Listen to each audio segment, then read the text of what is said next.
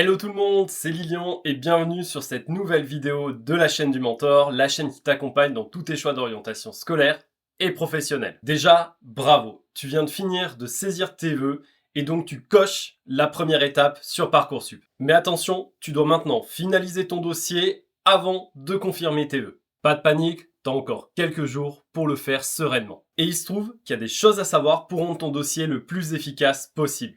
Et justement, dans cette vidéo, on fait le point sur les rubriques qui sont à compléter dans ton dossier. Et je t'expliquerai même ce qui est attendu de toi pour mettre toutes les chances de ton côté. Donc, voyons ensemble comment donner du poids à ton dossier Parcoursup dans ce nouveau format Overwatch.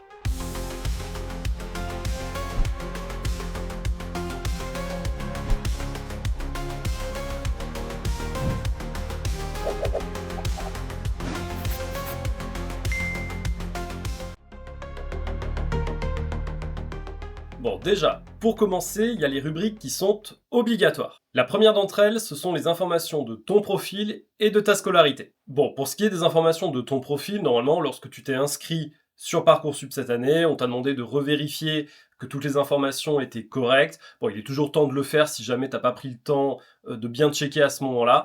Et si jamais il y a des erreurs, contacte rapidement ton professeur principal.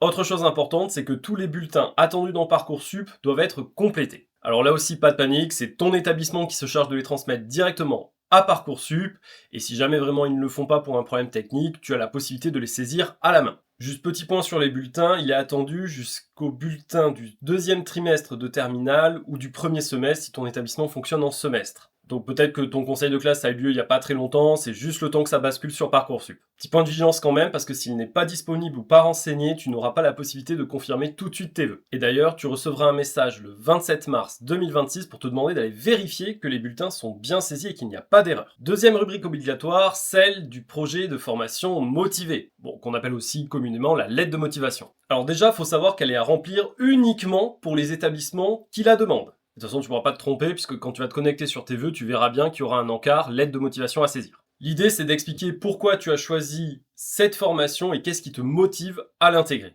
Et tu pourras regarder directement sur Parcoursup, tu as un petit encart avec des conseils de rédaction de ces lettres de motivation. Autre élément, suivant les formations que tu as choisies, peut-être que certaines te demandent de fournir un dossier spécifique. Ça peut être par exemple un book pour certaines formations d'art ou des questionnaires d'autopositionnement. Donc il faut savoir que ces éléments, lorsqu'ils sont demandés, sont obligatoires, et donc vérifie bien que tu as bien tout complété comme demandé. Dernière rubrique obligatoire, c'est celle qui s'appelle « Autres projets ». Dans cette rubrique, on va te demander des précisions sur tes inscriptions éventuellement en dehors de Parcoursup, dans des établissements qui ne fonctionnent pas avec cette plateforme, ou si tu as des projets professionnels ou personnels très spécifiques qui n'entrent pas dans le cadre classique d'une poursuite d'études en Parcoursup. Par exemple, s'il y a un voyage à l'étranger de prévu ou que tu décides d'entrer directement sur le marché de l'emploi. Donc il faut savoir que cette rubrique est obligatoire, mais elle est aussi confidentielle. Et les informations que tu renseignes ne sont pas du tout transmises aux formations sur lesquelles tu as candidaté. Cela permet juste de faire un meilleur suivi des candidats en cas de difficulté sur Parcoursup. Bon, il y a aussi d'autres rubriques qui cette fois-ci sont facultatives. C'est le cas par exemple de celle qui s'intitule « Éléments liés à ma scolarité ».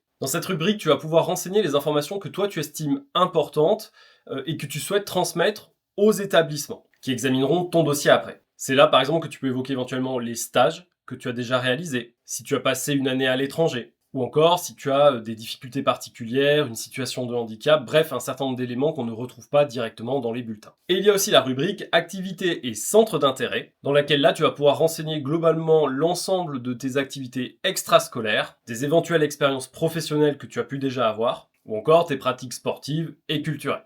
Au niveau de la deadline, tu dois le savoir, mais je te le rappelle ici, tu as jusqu'au 1er avril 2026, 23h59, pour compléter l'ensemble des éléments de ton dossier. Et attention, tout dossier incomplet empêchera la confirmation des vœux. Okay, donc il faut quand même prendre 2-3 minutes pour bien faire les choses. Bon, maintenant qu'on a fait le tour des rubriques à compléter dans ton dossier, et avant que je ne t'explique comment confirmer tes vœux, je vais te dire ce qui est attendu de toi pour rendre ton dossier le plus efficace possible.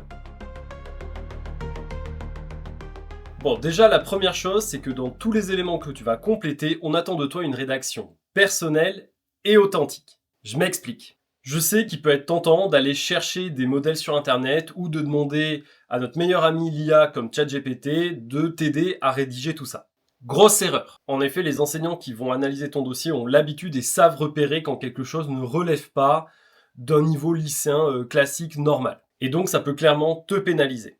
Et je te dis ça parce que j'ai pu échanger avec des enseignants qui sont dans les commissions des vœux, c'est très clairement ce qu'ils m'ont dit. Donc le conseil c'est sois toi-même, sois authentique, même si ce n'est pas parfait, c'est pas grave. Alors après ça t'empêche pas juste de relire pour vérifier qu'il n'y a pas de faute d'orthographe. Et d'ailleurs, point de vigilance aussi, fais gaffe quand tu demandes à des personnes de t'aider, à des relecteurs type les parents d'élèves ou le CIO par exemple, parce qu'il faut éviter de transposer un style de rédaction adulte à finalement toi qui n'es que lycéen. Parce que ça va se voir, et donc ça risque de mettre un petit doute sur est-ce que tu as fait ça tout seul. Donc l'important c'est vraiment d'essayer de garder au maximum ton style naturel. Ensuite, ce qui va être important, c'est de garder de la cohérence. Dans chaque rubrique, il faut que tu montres le lien entre ton parcours actuel, ton projet professionnel et la formation que tu vises. C'est ça qui va être valorisé lors de l'examen du dossier par la commission des vœux. En gros, les établissements ils vont avoir des doutes ou ils vont hésiter à bien te classer ou à te prendre si jamais ils se disent mais finalement quel est le lien entre ce que tu as déjà fait et la formation que tu vises actuellement. Et pareil, les touristes, c'est pas trop le délire, hein, c'est bon, j'ai mis ce vœu-là un peu comme ça, j'arrive pas trop à le justifier, ça risque de te desservir à la fin. Donc sois vraiment aligné entre ton projet, ce que tu as fait et ce que tu veux faire à l'avenir. Et enfin, je t'invite vraiment à renseigner l'ensemble des rubriques, même quand elles sont facultatives. Déjà parce que peut-être ça pourra faire la différence entre toi et un autre candidat avec lequel l'établissement hésite. Et qu'en plus, on se rappelle que ces rubriques facultatives te permettent d'exprimer un petit peu qui tu es et des choses qu'on ne voit pas forcément dans les bulletins scolaires ou les appréciations des profs. Par contre, et je fais le lien avec ce que je viens de te dire, c'est qu'il faut toujours les renseigner de façon intelligente, en lien avec ton parcours et la formation visée. Et attention, il y a une grosse erreur qui peut être faite, c'est de croire que ça ne sert à rien parce que ça ne sera pas lu. Alors ça peut arriver dans certains établissements qui n'aient pas le temps parce qu'il y a une quantité de demandes qui est assez importante, mais dans d'autres, ils liront. Et donc si tu veux jouer au petit malin en essayant de dire de toute façon ça sert à rien donc je mets un truc random et on verra bien, tu risques de te faire avoir. Et je te dis ça parce qu'encore une fois j'ai échangé avec des enseignants qui sont dans les commissions des vœux et une personne m'a dit qu'une fois dans la lettre de motivation il y avait marqué de toute façon ça ne sert à rien, elle n'est pas lue, c'est pas de bol, elle était lue dans la commission des vœux en question, mais forcément le dossier a été moins bien classé que d'autres dossiers. Donc on essaie de renseigner toutes les rubriques de façon intelligente et en mettant toujours en perspective la formation que tu vises avec tes arguments. Maintenant que tu sais comment renseigner ton dossier, je vais t'expliquer comment confirmer tes vœux sur Parcoursup.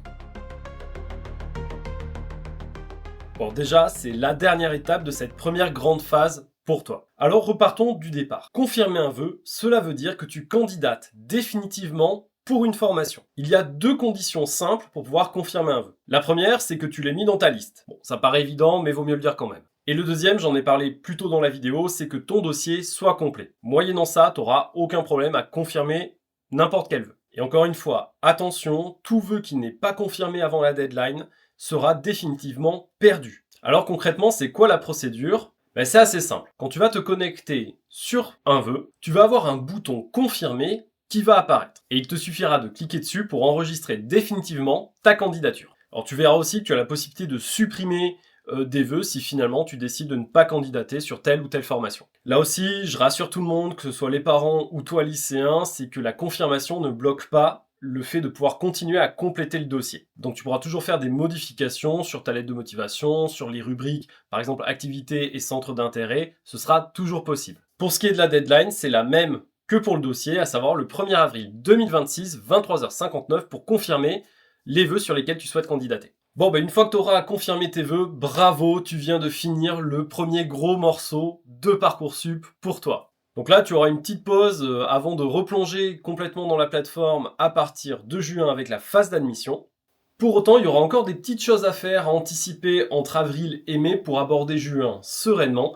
Et ça tombe bien, je te ferai des vidéos spécifiques pour te tenir informé des choses qui sont bien à faire avant.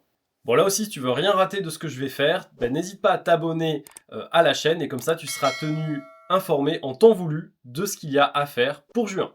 Maintenant, si je résume un peu ce qu'il faut retenir de cette vidéo. La première chose, c'est de bien repérer l'ensemble des éléments à compléter dans ton dossier. Et notamment tout ce qui concerne les champs obligatoires. Deuxième point important, c'est d'être authentique et cohérent dans les éléments que tu vas renseigner. Ne t'invente pas une vie, n'invente pas des choses qui ne sont pas vraies, ça ne sert à rien.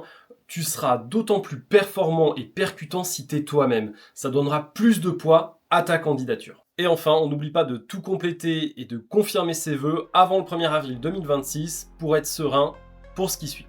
Voilà, c'était le mentor, j'espère que cette vidéo t'aura permis de mieux appréhender ces derniers jours de la procédure Parcoursup, en tout cas de la phase 1 de la procédure. On se retrouve très vite dans une prochaine vidéo, mais d'ici là, n'oublie pas, tu as le potentiel de devenir qui tu veux, à toi maintenant de t'en donner les moyens.